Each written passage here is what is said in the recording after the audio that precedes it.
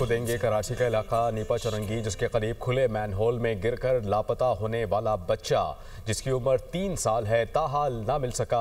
Rescue इदारे की जानिब से सर्च ऑपरेशन रोक दिया गया। रात से अब तक 5 मकामात पर खुदाई करके बच्चे को तलाश करने की कोशिश भी की गई। रेस्क्यू काम के मुताबिक वाटर एंड सीवरेज कॉर्पोरेशन और KMC का अमला अभी तक जाए हादसे पर नहीं पहुंचा। तफसीलात जान लेते हैं शहबाज खान से। शहबाज, बताइएगा क्या सूरत हाल देख रहे हैं आप और अमला अभी तक क्यों नहीं पहुंचा?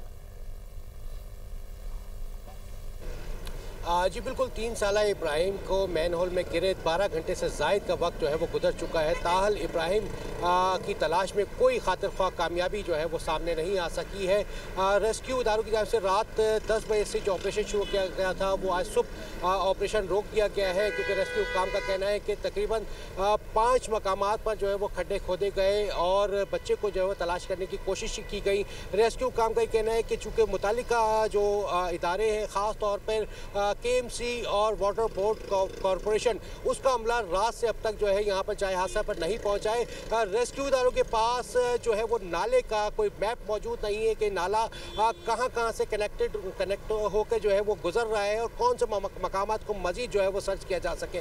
ताहम इसी पेश नज़र, इसी बात के पेश नज़र जो है वो रेस्क्यू इदारों की जानिब से ये ऑपरेशन रोक दिया गया। उनका कहना है कि जब तक वाटर बोर्ड कॉरपोरेशन और KMC का अमला यहाँ पर नहीं आ जाता और मैप उनको फराम नहीं किया जाता उस वक्त तक जो है ये रेस्क्यू ऑपरेशन बंद रहेगा। हैरत अंगेज़ तौर पर जो बात सामने आई है वो ये कि अफसोसनाक एक वाक़या पेश आता है। उसके बाद इंतज़ामिया की मशीनरी हमें यहाँ पर जो है वो रात से अब तक यहाँ पर हमें कहीं दिखाई नहीं देती।